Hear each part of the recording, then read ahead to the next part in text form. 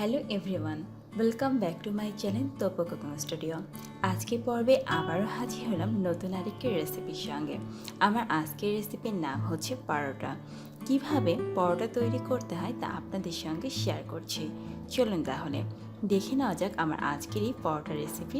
আজকের রেসিপির জন্য অলরেডি আমি চুলায় একটা ফ্রাই প্যান দিয়ে দিয়েছি, কারণ আমি পরোটাটা আজকে কাওয়া করে তৈরি করব। দিয়ে দিলাম 1 বাটি পরিমাণ পানি। পানিটাকে এখন আমি হালকা করে একটু গরম করে নেব। গরম করে নিয়ে তারপরে আমি দিয়ে দিচ্ছি সামান্য লবণ। আমি এখানে 1/3 চা চামচের মতো লবণ দিয়ে দিলাম, কারণ খাওয়ার সময় যদি আপনি লবণ দেন তাহলে খাওয়াটা খেতে কিন্তু অনেক টেস্টি লাগে। দেখুন আমার পানিটা কিন্তু অলরেডি গরম হয়ে গেছে, অলরেডি ফুটতে শুরু করেছে। যখন পানিটা এমনটা গরম হয়ে যাবে তখন আমি ধীরে ধীরে করে ময়দা দিয়ে এখন একটা কাওয়া তৈরি করে নেব। আর কাওয়া করে যদি আপনি পরোটা তৈরি করেন তাহলে পরোটাটা হয় অনেক নরম এবং তুলতুলে, আর পরোটা খেতেও অনেক মজা লাগে। এভাবে আমি একটা কাওয়া তৈরি করে তারপর ধীরে ধীরে করে একটা ডো তৈরি করে নিচ্ছি। ভালো মতো মথে নিয়ে একটা ডো তৈরি করে নিয়েছি। এখন দেখুন আমি একটা চপিং ট্রের মধ্যে ডোটাকে লম্বাটে শেপ দিয়ে নিয়ে এবার একটা চাকু দিয়ে 3টা লেচি কেটে নিচ্ছি। আমি একটা করে লেচি দিয়ে এখন একটা করে পরোটা তৈরি করব। এখন লেচিটাকে হালকা গোল করে নিয়ে আমি এখন এর মধ্যে ময়দা ছিটিয়ে দিচ্ছি। ময়দা ছিটিয়ে দিয়ে আমি এখন এই পরোটাটাকে গোল করে বেলব। আমরা কম বেশি কিন্তু সবাই গোল করে পরোটা বেলতে পারি। আর পরোটা বেলার সময় একটু মাথায় রাখতে হবে যে কোথাও যেন উঁচু কিংবা কোথাও যেন নিচু না হয়, সব পাশে যেন সমান পাশভাবে বেলা হয়। আমি সেইভাবে চেষ্টা করি পরোটাটা বেলে নিচ্ছি।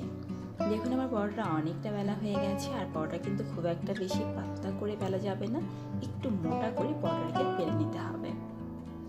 দেখুন আমার পরোটাটা কিন্তু বেলা হয়ে গেছে। আমি এই প্রসেসে সবগুলো পরোটাকে বেলে নেব। দেখুন আমার পরোটাটা কতটা সুন্দর বেলা হয়েছে। আর পরোটাটা কিন্তু আমি খুব বেশি মোটা কিংবা খুব বেশি পাতলা করে নিলে মিডিয়াম করে আমি পরোটাটাকে বেলে নিয়েছি। আমি ধীরে ধীরে সবগুলো পরোটাকে একই প্রসেসে বেলে নিয়েছি। এখন আমার পরোটা ভাজার পালা। পরোটা ভাজার জন্য অলরেডি চুলায় প্যান দিয়ে দিয়েছি, আর দিয়ে দিয়েছি হালকা করে সয়াবিন তেল। কারণ আমি খুব একটা বেশি তেল দিয়ে আজকে এই পরোটাগুলো ভাজবো না। আপনি যদি এই কাওয়া করে পরোটাটা হালকা করে তেল দিয়েও ভাজেন তাহলে কিন্তু এই পরোটাটা খেতে অনেক মজার লাগে। আমি টোটালি এখানে দিয়ে দিয়েছি 2 থেকে 3 চামচের মতো সয়াবিন তেল। এখন আমি ধীরে ধীরে একটা পরোটাকে দিয়ে দিচ্ছি। তেলটাকে কিন্তু হালকা গরম করে নিয়ে তবেই আমি পরোটাটা দিলাম। এখন আমি হালকা করে তেল দিয়ে পরোটাটা লালচে বর্ণের করে ভেজে নিচ্ছি। যতক্ষণ পর্যন্ত আমার পরোটার কালারটা লালচে বর্ণের না হচ্ছে ঠিক ততক্ষণ পর্যন্ত পরোটাকে আমি সার্ভিং বলে তুলব না। আমি একটু টাইম নিয়ে লালচে বর্ণের করে পরোটাটাকে ভেজে নেব। আমার এক পাশটা যখন লালচে বর্ণের হয়ে যাবে ঠিক তখনই আমি অপর পাশটাকে উল্টিয়ে দেব। আপনারা এই কাওয়া পরোটাটা কিন্তু ঘি দিয়েও ভাজতে পারেন। আমি আজকে সয়াবিন তেল দিয়ে ভাজছি, কিন্তু ঘি দিয়ে যদি আপনি এই কাওয়া করে পরোটাটা ভাজেন তাহলে এই পরোটার টেস্টটা আরও অনেক গুণ বেড়ে যায়। আপনারা এই পরোটা ডিম, সবজি, মিষ্টান্ন যে কোনো কিছুর সঙ্গেই খেতে পারবেন। সব কিছুর সঙ্গেই কিন্তু এই পরোটাটা খেতে অনেক মজা লাগে।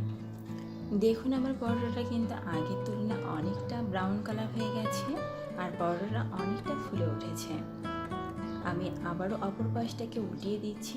যখন দুপাশটা এইরকম হালকা ব্রাউন কালার হয়ে যাবে তখনই আমি পরোটাটাকে সার্ভিং করে তুলে ফেলবো।